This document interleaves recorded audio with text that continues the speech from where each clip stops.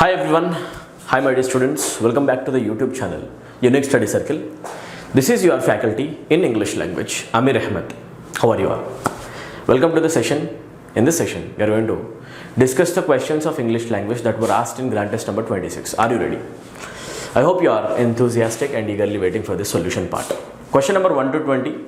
English language వచ్చిన క్వశ్చన్స్ని మీరు ట్యాకిల్ చేయాలి. If you are able to answer these questions in this test, that simply means that you will be able to answer the questions in essay and constable examination, obviously, and you will also be able to answer the questions in the upcoming examinations like SSC JD, SSC CGL Tier 1 also. Okay, so this test is relevant to all competitive examinations. అందరూ కూడా దీన్ని నీట్గా follow అవ్వచ్చు. ఓకేనా? Right. Take this test seriously. Question number 1 to question number 20. Grammar, vocab, comprehension, 3 types of questions power pack ఉన్న ఒక power pack session అనమాట. Okay, let's get started. Question number 1లో ఏమడుగుతున్నారో ఒకసారి మనం చెక్ చేద్దాం. Let's begin with this question. Select the most appropriate option to substitute the underline segment in the given sentence. దీన్ని మనం ఇంప్రూవ్ చేయాల్సిన అవసరం ఉంది. This question is called a phrase replacement question. ఏమంటాం? Phrase replacement question. బ్లాంక్ ప్లేస్లో already ఒక phrase ఉంటుంది, దాన్ని మనం రిప్లేస్ చేసి ఇంకా ఇంప్రూవ్ చేయాలి. You can also call it sentence improvement, but ఇక్కడ ఎక్కడ కూడా ఇంప్రూవ్మెంట్ ఆప్షన్ కనపడలేదు అంతే. ఓకే, చలో ఫ్రేజ్ రిప్లేస్మెంట్ అనమాట. Anyone reading these lines will thought that the writer is very sad. This question can be answered even by a school going kid. Real, that's true. ఎందుకు అంటే will thought ఎప్పుడు అనకూడదు. Will never be followed by the second form. Will తర్వాత thought రాదు. Will తర్వాత only వచ్చే chance V1కే ఉంది. అట్లాంటప్పుడు విల్ థింక్ అని అంటాం. I hope you are able to answer this question. ఇట్లాంటి ఈజీ క్వశ్చన్స్ని అసలు మీరు మిస్ చేయొద్దు. English language is the most scoring in your entire syllabus. బాగా గుర్తుపెట్టుకోండి. అన్నిటికంటే ఎక్కువ స్కోరింగ్ చాలా తక్కువ టైంలో అయ్యేదంటే అది ఇంగ్లీష్ లాంగ్వేజ్ వల్ల. ఇంటెలిజెంట్ స్టూడెంట్స్కి ఈ మ్యాటర్ తెలుసు, డమ్ స్టూడెంట్స్కి ఈ మ్యాటర్ తెలియదు. మీరు ఇంటెలిజెంట్ వన్స్ కావాలి. ఇంగ్లీష్ లాంగ్వేజ్లో వచ్చే క్వశ్చన్స్ చాలా స్కోరింగ్గా ఉంటాయి and they are pretty doable, very easy in nature. బాగా గుర్తుపెట్టుకోండి, అన్నిటికంటే ఎక్కువ స్కోరింగ్ ఇంగ్లీష్ లాంగ్వేజ్ అనమాట. ఓకేనా? దాన్ని మీరు కొంచెం బేసిక్ సెన్స్తో కనుక ప్రిపరేషన్ చేసుకుంటే 100% మార్క్స్ వస్తాయి. సో ఇక్కడ మనకు రావాల్సింది ఏంటి? విల్ హ్యావ్ విల్ హ్యావ్ తో థాట్ వస్తుంది జనరలీ. ఆర్ థింకింగ్ అనము, ఆర్ థింకింగ్ అంటాము. ఇది కూడా గ్రామటికలీ రాంగ్ ఉంది. ఆప్షన్ 3 హ్యావ్ థింకింగ్ ఎప్పుడు రాదు, హ్యావ్ థాట్ వచ్చే ఛాన్స్ ఉంది. This is also grammatically wrong. Will think is the only option that is grammatically correct. మిగతావన్నీ రాంగ్ ఉన్నాయి. There is no competitor for option 4 either. Yes, let's move to the next question. Question number 2 కి వెళ్ళిపోదాం. I hope you are able to answer the first question. Let's answer the second question now. Select the correct degree of comparison for the given sentence. ఈ స్టేట్మెంట్లో degree of comparison చూద్దాం. My new work is challenging and interesting. See, I said my new work. That means I am comparing this work or this job with my older one. అవునా కదా? Old జాబ్తో old వర్క్తో compare చేస్తున్నాను. In order to compare the old work with the new work we need to use comparative degree. Even though this old work is not mentioned here, the word new is sufficient. న్యూని చూసి చెప్పొచ్చు. ఏంటి అంటే మనం కొత్త వర్క్ని, కొత్త జాబ్ని పాత జాబ్తో కంపేర్ చేస్తున్నాం. ఎసాను అట్లా అనుకుంటే comparative degree should be used in statement. అలా చూడండి, my new work is challenging అని రాసేటప్పుడు you need to use comparative degree over there. So the comparative degree for challenging becomes more challenging. ఏమవుతుంది యాక్చువల్గా? మోర్. సింపుల్ అనమాట. Challenging, more challenging, most challenging. అలానే ఇటువైపు చూసుకుంటే ఇంట్రెస్టింగ్ కూడా ఉంది కాబట్టి interesting, more interesting, most interesting. This is how we write the sentence in comparative degree. So depending on the context that is given in the statement, we need to decide the degree in the statement. Which of the degree is going to be applicable or suitable? అది మనం check చేయాలి. So first మనం చూస్తే challenge interesting అనిపిస్తుంది. Challenge అనేది noun అవుతుంది, challenging adjective అవుతుంది. This is grammatically wrong. Option 1 wrong అనమాట. My new work is most challenging. Superlative degree అవసరం లేదు, రెండింటికి మధ్యలో కంపారిజన్ కాబట్టి కంపారిటివ్. Option 2 wrong. ఆప్షన్ 3లో కూడా మోస్ట్.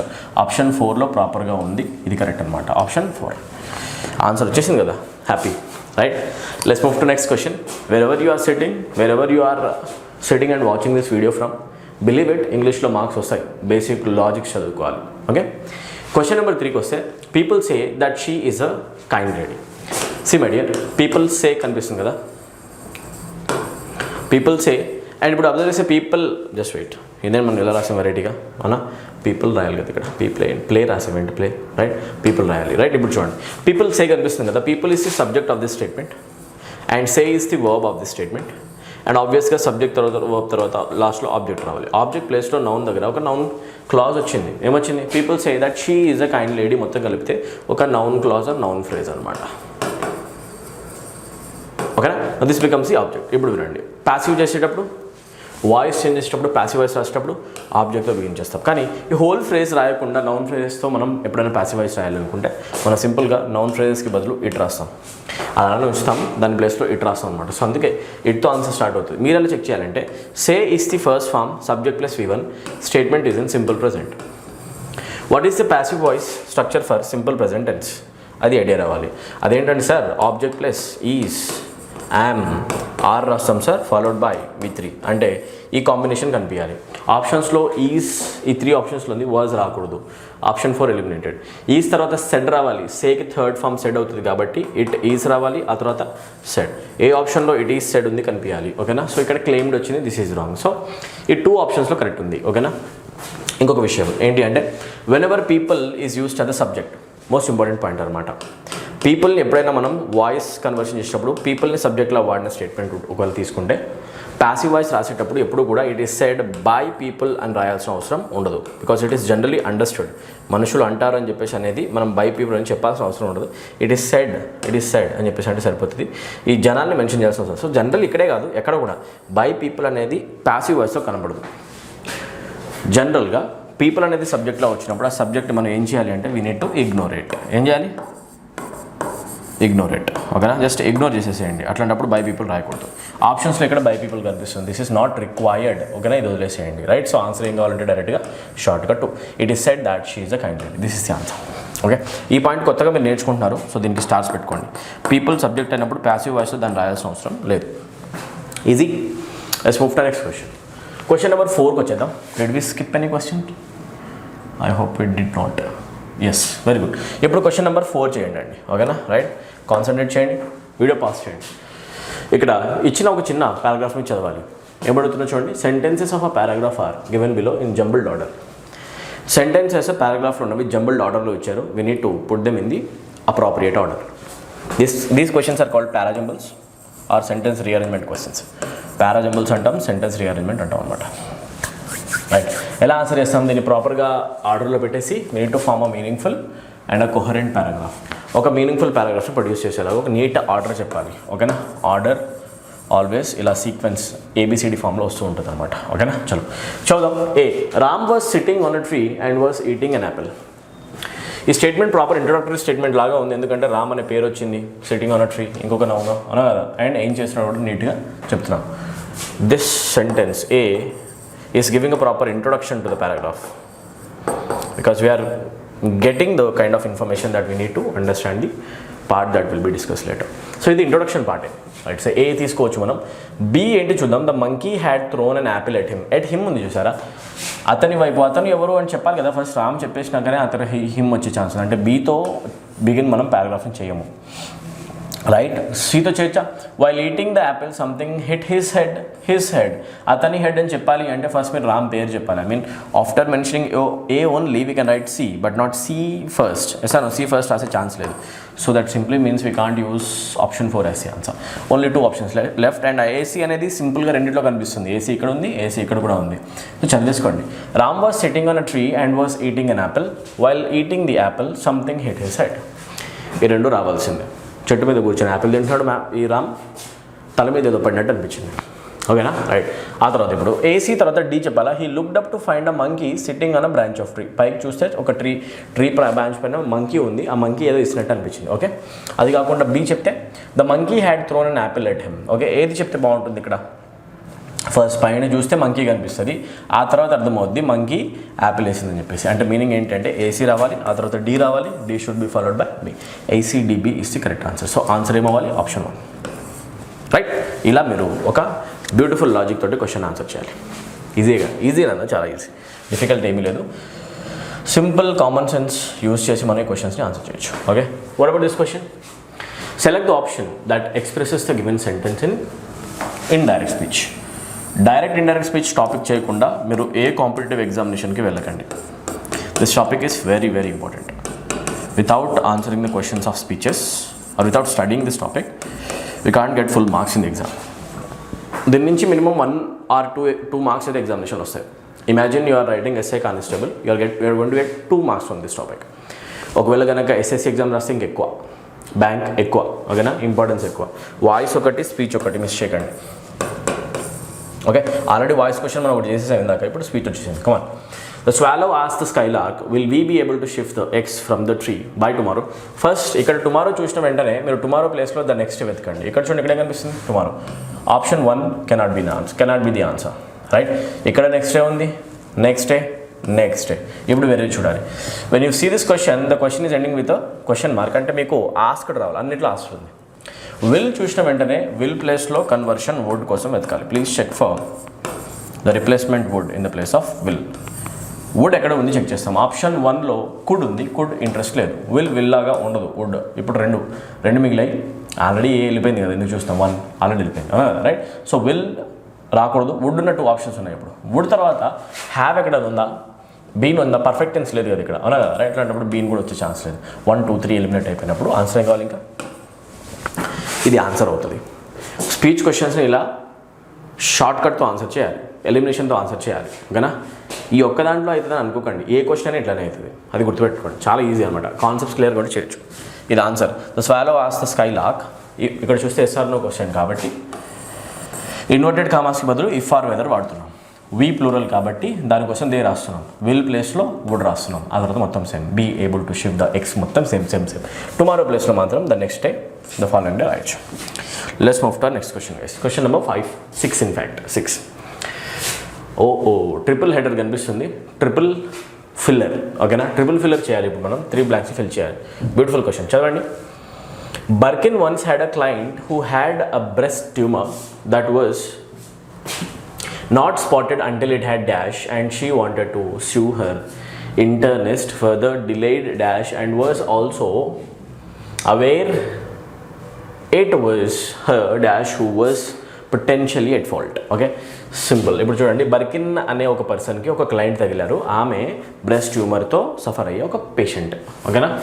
అండ్ అది స్పాట్ అవ్వలేదు. That was not spotted until it had dash. Until it had ఎప్పటిదాకా స్పాట్ కాలేదు, అది కొంచెం సివియర్ కేసుకి వచ్చేదాకా, అవునా కదా, రైట్. మెటబాలిజంకి సంబంధం ఏమైనా ఉందా, అలా పక్కన పెడదాం, ఓకేనా. బాడీ ఇది కొంచెం హెల్త్కి సంబంధించిన వర్డ్ కాబట్టి కన్సిడర్ చేయొచ్చు. మెటామార్ఫసిస్ ఆర్ మెటఫరిస్ అంటే మీనింగ్ ఏంటి? మెటఫర్ అంటే ఏంటి అంటే మనం ఎప్పుడైనా కూడా కంపేర్ చేయడానికి మెటఫర్స్ యూజ్ చేస్తాం ఇంగ్లీష్ లాంగ్వేజ్లో. This has nothing to do with biology or health. బాగా గుర్తుపెట్టుకోండి. మెటఫర్ అంటే ఏంటి అంటే, our mind is an ocean అని చెప్పేసి అంటారు జనరల్గా. Our mind is an ocean, అవునా కదా, రైట్. ఇలా చెప్తే మనం ఎప్పుడైతే ఒక లివింగ్ ఎంటిటీని ఎప్పుడైనా ఇలా నాన్ లివింగ్ ఎంటిటీస్తో కంపేర్ చేయడానికి ఒక అండర్స్టాండింగ్ కోసం కంపారిజన్ ఫామ్ చేస్తాం, వాటిని అంటాం మెటాఫర్ అనమాట. Our mind is an ocean అంటాం కదా. అంటే మన బ్రెయిన్ ఏదైతే ఉందో అది సముద్రం లాంటిది, దాంట్లో అన్లిమిటెడ్ ఐడియాస్ వస్తూ ఉంటాయి, ఓకేనా. చూస్తే మైండ్ని దేంతో కంపేర్ చేస్తాం మనం, ఓషన్తో. ఇలా కంపేర్ చేయడానికి మనం ఏమంటాం అంటే ఇట్స్ అ మెటాఫర్, ఏమంటాం. So this part has nothing to do with health. ఇక్కడేమో హెల్త్కి రిలేటెడ్ స్టేట్మెంట్ ఉంది. So option 2 can be eliminated. Option C metamorphosed, ఓకేనా. మెటామార్ఫస్ అంటే మీనింగ్ ఏంటంటే to change the form of something. Metamorphosis అంటేనే meaning అది, okay. Metamorphose అంటే meaning ఏంటి అంటే to change the shape or form of something. To change the shape or form of something. If you are a biology student, you'll understand this thing much better, right? To change the shape of something. దేనిదైనా కూడా ఒకవేళ shape change అవుతుందని చెప్పాలి అంటే, form change అవుతుందని చెప్పాలంటే అక్కడ use చేసేది మెటాఫర్, ఓకేనా. మెటామార్ఫసిస్. సో ఆప్షన్ 3 కూడా సంబంధం లేదు ఇక్కడ, రైట్. ఇక్కడ ఆన్సర్ ఏంటి మరి డైరెక్ట్గా అంటే, ఆన్సర్ మెటాస్టైజ్డ్, ఓకేనా. మెటాస్టైజ్డ్ అంటే మీనింగ్ ఏంటి అంటే మెటాస్టసైజ్డ్ అంటాం. Yes, metastasized. ఇది ఒక biological term and this term is related to cancer guys. క్యాన్సర్లో మెటాస్టసైజ్ అంటే మీనింగ్ ఏంటి అంటే దట్ ద క్యాన్సర్ సెల్ ఏదైతే ఉందో ఆ క్యాన్సర్ సెల్ యొక్క ఎఫెక్ట్ రిమైనింగ్ బాడీ పార్ట్స్ కూడా రీచ్ అయితే, బాడీ మొత్తం ఇన్ఫెక్ట్ అయిపోతే సివియర్ కేసు అనమాట, ఓకేనా. 3rd డిగ్రీ అట్లా అనుకుంటే, హై డిగ్రీలో ఉన్న క్యాన్సర్ని మనం జనరల్ ఏమంటాం అంటే ద క్యాన్సర్ సెల్స్ హ్యాస్ మెటాస్టసైజ్డ్ అంటాం. ఏమంటాం, మెటాస్టసైజ్డ్, రైట్. That's right. సో ఇప్పుడు చూసుకుంటే మెటాస్టసైజ్డ్ అనేది ఇక్కడ సెట్ అవుతుంది, ఎందుకంటే ఇక్కడ ట్యూమర్ గురించి మాట్లాడుతున్నాం మనం. Tumour is also related to cancer and severity of cancer can be shown using the word metastasized. So option 4 can be chosen. Even though you are not able to understand this first word, try to eliminate the options using the second one. Second చూసి కూడా చేయొచ్చు ఎలాగా. And she wanted to sue her internist for the delayed dash. అండ్ ఏం చేసింది, యాక్చువల్గా late అయ్యి serious అయ్యేదాకా డాక్టర్ గుర్తించలేదు, ఓకేనా. దానికి ఆ డాక్టర్ పైన ఆమె కేసు వేద్దాం అనుకుంది, ఓకేనా. చూడండి ఇప్పుడు చూడండి, ఆమె ఇంటర్నెస్ట్ అంటే డాక్టర్ ఎవరైతే ఉన్నారో చూసింది, ఆమె ట్రీట్ చేసింది, ఆ పర్సన్ ఆ డాక్టర్ పైన కేసు వేద్దాం అనుకుంది ఫర్ ద డిలే. దేంట్లో డిలే చేశాడు డాక్టర్? డిలేలో బయాప్సీలో డిలే చేశాడా? నో, బయాప్సీ కాదు. బయాప్సీ అంటే స్టడీ ఆఫ్ అ లివింగ్ టిష్యూని చదవడానికి బయాప్సీ అంటే సంబంధం లేదు, ఓకేనా. నెక్రాప్సీనా? అటాప్సీ అంటేనేమో study of a dead body. అటాప్సియా కాదు, ఆన్సర్ ఏంటి? డయాగ్నోసిస్ అనా కదా, డిలేడ్ డయాగ్నోసిస్. అంటే మనకు ఒక డిసీజ్ ఉందా లేదా అనేది మనం ఎలా తెలుసుకుంటాం సార్? డయాగ్నోసిస్ చేసుకొని డయాగ్నోస్టిక్ సెంటర్కి వెళ్తాం, స్కాన్స్ చేయించుకుంటాం, ఎస్ఆర్నో బ్లడ్ టెస్ట్ చేయించుకుంటాం శాంపుల్స్ ఇచ్చి. అంటే ఎప్పుడైనా కూడా ఒక డిసీజ్ రావాలి అంటే డయాగ్నోస్ చేయాలి. డాక్టర్ డయాగ్నోస్ చేయలేకపోయాడు, అంటే డయాగ్నోసిస్లోనే డిలే అయిపోయింది, దానివల్ల క్యాన్సర్ సివియర్ అయిపోయింది, అవునా. So diagnosis suits in the second blank. ఇలా అయినా మీరు చేసేయచ్చు, ఓకేనా. అండ్ డయాగ్నోసిస్ చేసేది ఆబ్వియస్గా ఎవరవుతారు? ఆల్వేస్ ఆ రేడియాలజిస్ట్. మీ అందరికీ తెలుసు, ఎప్పుడైనా డయాగ్నోస్టిక్ సెంటర్స్లో పనిచేసే పర్సన్స్ ఎవరంటే రేడియాలజిస్ట్ అంటాం వాళ్ళని, అవునా, రైట్. సో ఇక్కడ ప్రాపర్గా సెట్ అవుతుంది, అన్నీ కూడా సింక్ అవుతాయి. So answer of the question option 4. Beautiful question guys, మంచి హై లెవెల్ క్వశ్చన్ అనమాట. CGL Tier 2 ఎక్స్పెక్ట్ చేయొచ్చు, సూపర్ క్వశ్చన్ అనమాట, రైట్. చలో, ఈ క్వశ్చన్ ఆన్సర్ ఏమవుతుంది? Select the most appropriate option to substitute the underline segment. They made us to wait while they were checking a documents. ఎప్పుడైనా గుర్తుపెట్టుకోండి, made అనేది ఒక కాజేటివ్ వర్బ్ అనమాట. ఏమంటుంది మనం? Causative verb. కాజేటివ్ వర్బ్స్ ఎప్పుడు వచ్చినా కూడా దాని తర్వాత యూజువల్గా మీకు ఇన్ఫినిటివ్ బేర్ ఫామ్లో రావాలి. బేర్ ఇన్ఫినిటివ్స్ యూజ్ చేయడం అంటాం, బేర్ ఇన్ఫినిటివ్. బ్యూటిఫుల్ క్వశ్చన్, గ్రామర్లో పీక్ లెవెల్స్ అనమాట ఇవన్నీ కూడా. బేర్ ఇన్ఫినిటివ్ యూజ్ చేయాలి, ఓకేనా. అంటే మీనింగ్ దే మేడ్ అస్ రాసిన తర్వాత they made us to wait అనకుండా బేర్ ఫామ్లో ఇన్ఫినిటివ్ రాయాలి. బేర్ ఇన్ఫినిటివ్ అంటే మీనింగ్ ఏంటంటే టు లేకుండా డైరెక్ట్గా V1 రాయడం, దాన్ని అంటాం బేర్ ఇన్ఫినిటివ్, ఓకేనా. So you don't say they made us to wait, rather you say they made us wait. Causative వర్బ్స్తో బేర్ ఫామ్స్ రాస్తాం, బేర్ ఇన్ఫినిటివ్స్ రాస్తాం. అట్లాంటప్పుడు టూ లేకుండా రాయాలి. They made us wait, they made us eat something, they made us drink something, ఎసాను they made us watch the movie. అలా అనమాట. ఎప్పుడు కూడా ఇక్కడ V1 రాసుకుంటూ వెళ్తూ ఉంటాం సార్. టూ అనేది రాదు, they made us to do something రాదనమాట, they made us do something, ఓకేనా. ఇలా అనమాట. అట్లా అనుకుంటే ఇక్కడ ఆప్షన్ ఈ టూ అనే ప్రిపోజిషన్ లేకుండా చూసుకోవాలి. మేక్ అనేది రాకూడదు, పాస్ట్ టెన్సే, ఎందుకంటే ఇక్కడ వర్బ్ కనిపిస్తుంది కదా, అంటే పాస్ట్ టు పాస్ట్ లింక్ అవుతుంది. సో మేక్ ప్రెజెంట్ టెన్స్ తీసేసాం. మేడ్ బాగుంది, టూ వద్దు, అందుకే ఆన్సర్ ఏమవుతుంది అంటే టూ. చూసుకోండి కూల్గా, ఓకేనా, అదే ఆన్సర్. లేదా చూస్తారా? చూడండి. Done, right. Let's move to next question guys. Question number 8. She evinced, ఇక్కడ అండర్లైన్ చేసి ఇవ్వాలండి. షీ ఎవిన్స్ కనిపిస్తుంది అక్కడ, ఎవిన్స్ లేదు. She evinced little enthusiasm for the outdoor games. Evince అంటే మీనింగ్ ఏంటి అంటే, evince itself means to show something. Evince అంటేనే మీనింగ్ ఏంటి అంటే to show something, to project something, to show something, బయటికి చూపించడం, ఓకేనా. బయటికి చూపించడాన్ని మనం అంటామంటే ఎవిన్స్డ్ అంటాం, okay. She evinced little enthusiasm for the outdoor games. Outdoor games పైన ఎక్కువ ఇంట్రెస్ట్ ఆమె చూపించలేదు. చూపించడం అనే సెన్స్ కాదు, టు షో సంథింగ్ అనే సెన్స్ ఎవిన్స్ వస్తుంది. అడిగి నేను చూద్దాం. Select the most appropriate meaning అడుగుతున్నారు కాబట్టి డైరెక్ట్ ఆన్సర్ ఏమవుతుంది అంటే షో, ఓకే. ప్రిటెండ్ అంటే యాక్షన్ చేయడం, సప్రెస్ అంటే ఉన్న ఫీలింగ్ని మనం ఇంకా బయటికి రాకుండా ప్రెషరైజ్ చేసుకోవడం, అబ్జర్వ్ చేయడం సంబంధం లేదు, okay. So direct answer of the question evinced simply means to show something. Let's move to next question. Incorrectly spelled word అడుగుతున్నారు. ఆన్సర్ ఏమవుతుంది? Bail out looks fine to me. Bail out is correct, ఓకేనా. And jailer కూడా బాగుంది, Jailer సినిమానే వచ్చింది, అవునా కదా, right. మీరు పక్క గూగుల్లో చెక్ చేసి ఉంటారు, జైలర్ కరెక్ట్గా ఉంది, అవునా. Citizen is also return properly, there is no problem with citizen also, right. Problem చాలా సింపుల్ వర్డ్లో ఉంది, that is black board. Black board రాసేటప్పుడు మనము ఇలా కదా రాస్తాం. ఎంత సింపుల్ క్వశ్చన్. అన్ని క్వశ్చన్స్లో ఈ క్వశ్చన్ చాలా ఈజీగా ఉంది, అవునా. బ్లాక్ బ్రాడ్ కాదు, బ్లాక్ బోర్డ్ కావాలి, right. Option 2. Let's move to next question guys. Question number 10. He got a job in the railways through the back door. Getting something from the back door meaning ఏంటి అంటే, మనం illegal వేస్తో are ఏదైనా కూడా wrong మీన్స్తో ఒక పనిని చేస్తూ ఉంటాం, ఓకేనా. జాబ్ కొట్టాడు, కాకపోతే రెఫరెన్స్తో, హార్డ్ వర్క్తో కాదు, రెఫరెన్స్. ఎవరో ఒక తెలిసిన ఇన్ఫ్లుయెన్షియల్ పర్సన్స్ ఉన్నారు, రెఫరెన్స్తో బ్యాక్ డోర్ నుంచి జాబ్ కొట్టాడు. ఫ్రమ్ ద బ్యాక్ డోర్ అంటేనే meaning, through the back door అంటేనే మీనింగ్ ఏంటి అంటే, మనం ఏదైనా కూడా అన్ఫెయిర్ మేనర్లో చేస్తామని చెప్పేసి. ఎంటర్ ది ఆఫీస్ త్రూ, నిజంగా మనం బ్యాక్ ఎంట్రన్స్లో వెళ్ళాం ఆఫీస్లోకి, వితౌట్ అపియర్, వేరే వాళ్ళకి కనిపించకుండా వెళ్ళడమా? Without appearing to others. The main door is under repair, main door problem ఉండడమా? ఆన్సర్ ఏంటి అంటే in an indirect or unfair way. If you are doing something in an unfair or illegal manner, I say you are doing or you are getting there, you are getting something through the back door. Okay, very simple. ఇది ఎక్కువ వాడతారు కూడా. Okay, back door entry అంటాం అనగా, right? అంటే reference రావడం. చాలా అదొక ఇడియం అయిపోయింది. ఇంకొక ఇడియం కూడా అడుగుతున్నారు. సో ఇడియమ్స్ ఆర్ ఇంపార్టెంట్ అన్న. ఇడియమ్స్ చదవండి ఎగ్జామినేషన్స్కి. I am of two minds about whether I should go to the convention. So ఇక్కడ ఆఫ్ టూ మైండ్స్ అని చెప్పాలి అంటే ఏమని చెప్పాలి, దేంతో చెప్పాలి? అండ్ ఆఫ్ టూ మైండ్స్ అనేది ఏ సెన్స్ ఇస్తుంది? If I say I am of two minds, I am in a dilemma, I am in a confused state. దేంట్లో ఉన్నా నేను? I am in a confused state, I don't clearly know what to do next.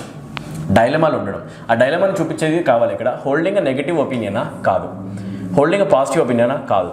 Holding a clear ఒపీనియనా? Clarity లేకపోవడం. So answer ఏంటి? Holding అ conflicting opinions. Conflicting opinions ఉండడం, doubtful situation ఉండడం, డైలమాలో ఉండడం, కన్ఫ్యూజ్డ్ స్టేట్లో ఉండడం, దాన్నే మనం అంటాం. ఓకేనా? ఏమని? I'm of two minds. ఇదా అదా కన్ఫ్యూజన్ ఉన్నాం, ఐఎమ్ ఆఫ్ టూ మైండ్స్ అంటాం. Let's move to question number 12. Question number 12. My mother said to my sister, did you receive a mail from your teacher? Another speech related question and we can answer this question easily. ఎలాగా? Did చూసిన వెంటనే మీరు డైరెక్ట్గా వెతకండి. Statement simple పాస్ట్లో ఉంది. And when the statement is in simple past, direct speech statement simple పాస్ట్లో ఉంటే indirect speech statement will always be written in past perfect.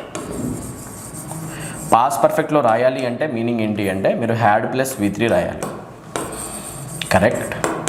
Had plus V3 ఎక్కడ ఉందో వెతకండి, అక్కడ ఆన్సర్ ఉంటుంది. ఓకే, ఆప్షన్ 1లో డీడ్ వచ్చింది, నో, హ్యాడ్ కావాలి. Option 2లో హ్యాడ్ లేదు, రాంగ్. ఆప్షన్ 3లో హ్యాడ్ లేదు, రాంగ్. ఇక్కడ చూడండి ఏం కనిపిస్తుంది?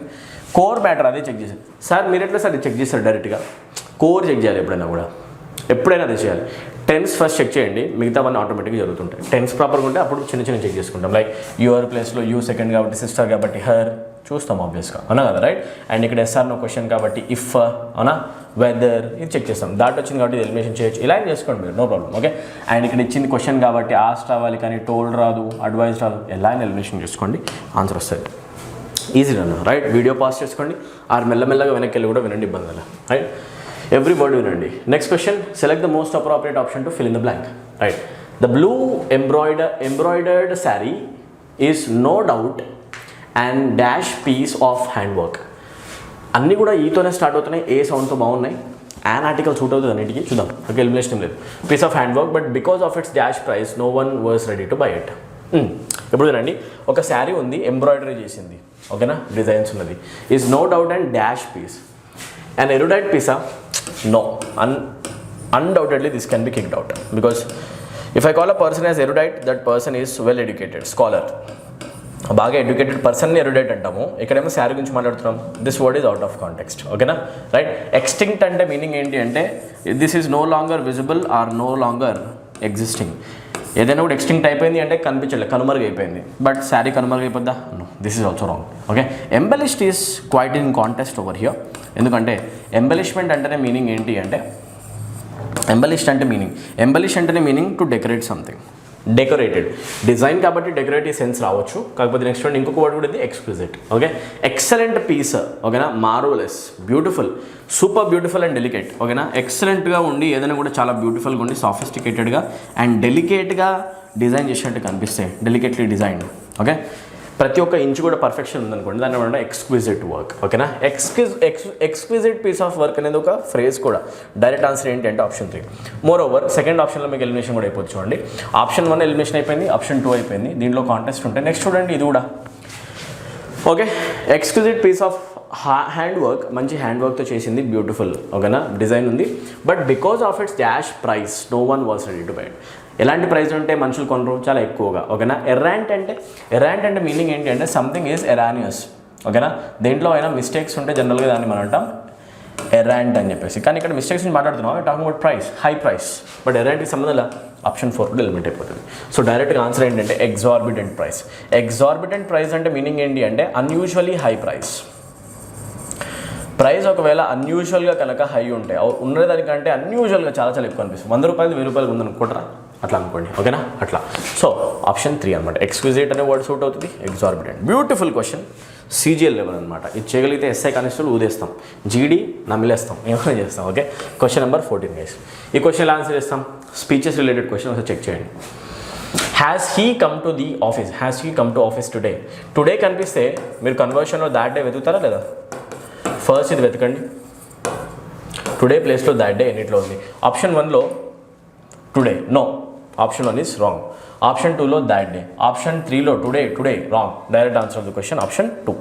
ఇంక వేరే చెక్ చేయగల మీరు చూసుకోవచ్చు కూడా. You asked me set to ప్లేస్లో ఆస్ట్ రాశాను, యూ ఆస్ట్ మీ. ఆ తర్వాత ఇక్కడ కనిపించి ఎస్ఆర్ నో క్వశ్చన్ కాబట్టి ఇఫ్ ఆర్ వెదర్ ఉంది ఇక్కడ.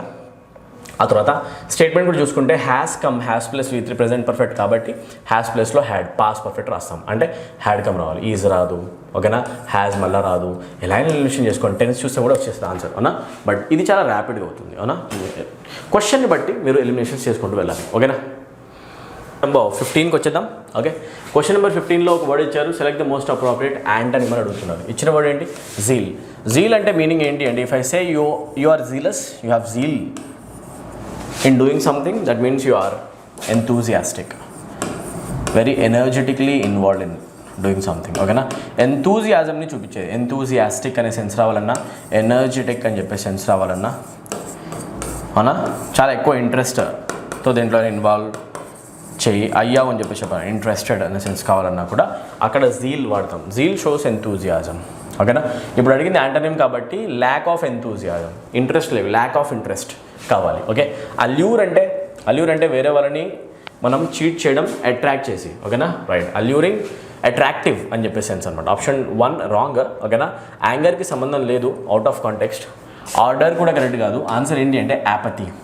ఇక్కడేమో ఎక్కువ ఫీలింగ్ ఆర్ ఇంట్రెస్ట్ ఉంటాం. Apathetic state is a state where you have no sort of interest in doing something at all, no feeling involved at all. So ఎట్లాంటి feeling కూడా లేదని చెప్పాలంటే option 2 apathy, lack of interest. Okay, the time has come for reading comprehension. I want you guys to take a look at this reading comprehension, go through this passage once. ఒకసారి చదువుకోండి. ఈ passage ఒకసారి మీరు చేయగలిగితే next మనం discussion start చేద్దాం. ఒకసారి జరుగుతాను, నీట్గా చదువుకోండి.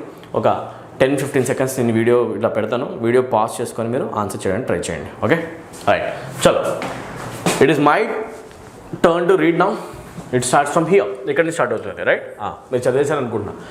War is what happens when words fail, says Margaret Atwood.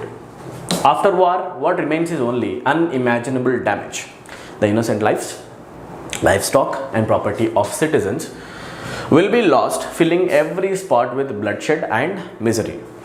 So clearly, the comprehension is talking about the impacts of a war.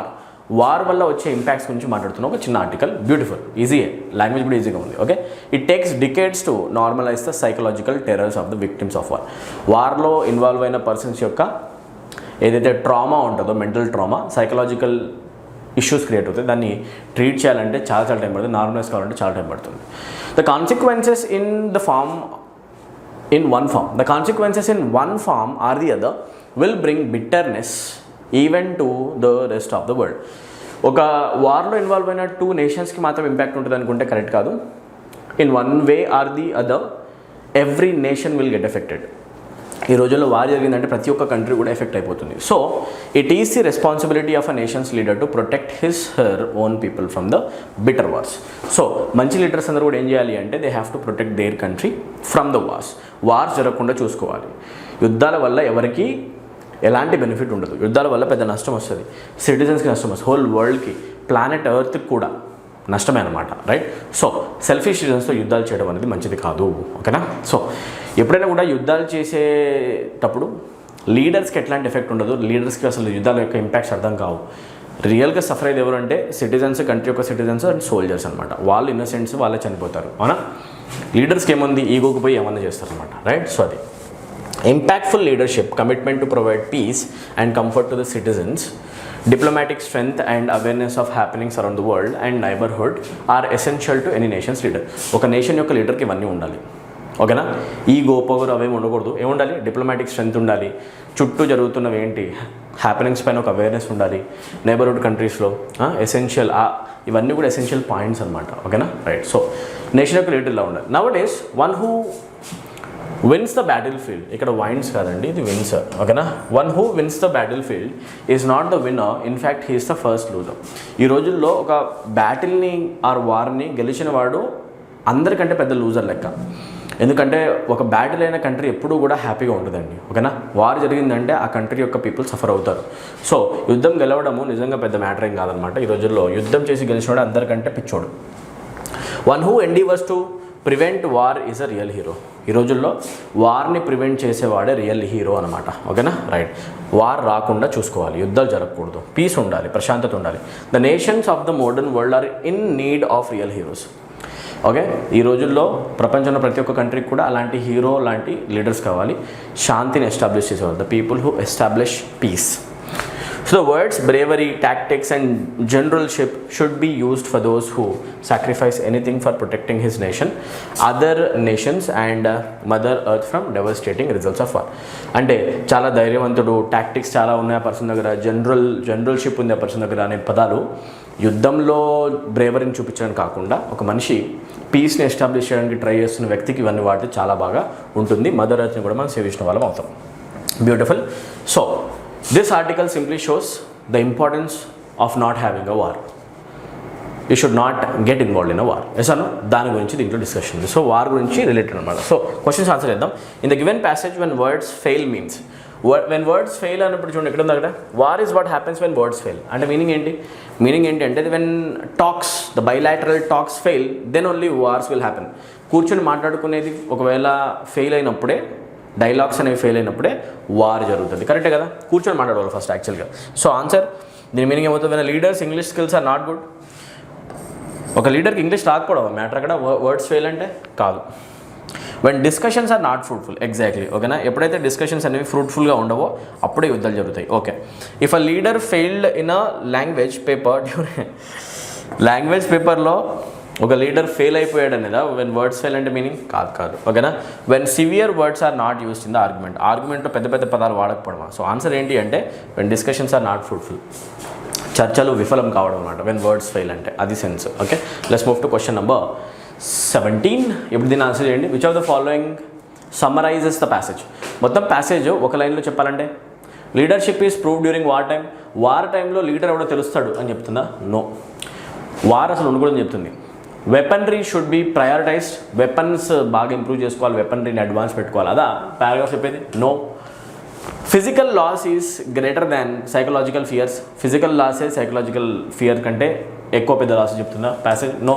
Answer, a warless world is peaceful. ఏ వరల్డ్లో అయితే war ఉండదో ఆ world చాలా పీస్ఫుల్గా ఉంటుందని చెప్తుంది. That's it, very good guys. Let's move to next question 18. Select the antonym of the word endeavour. ఓకేనా, ఎండీవర్ అంటే మీనింగ్ ఏంటి? To continuously try to do something and try to take steps towards your goal వైపు అడుగులు వేసుకుంటూ daily hard work చేయడం మనం అంటాం endeavour, ఓకేనా.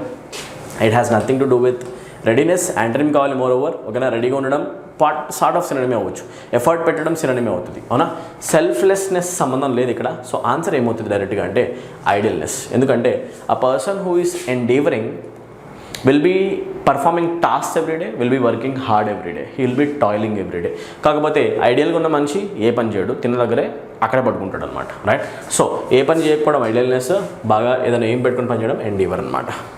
ఇది యాంటనిమ్. బ్యూటిఫుల్.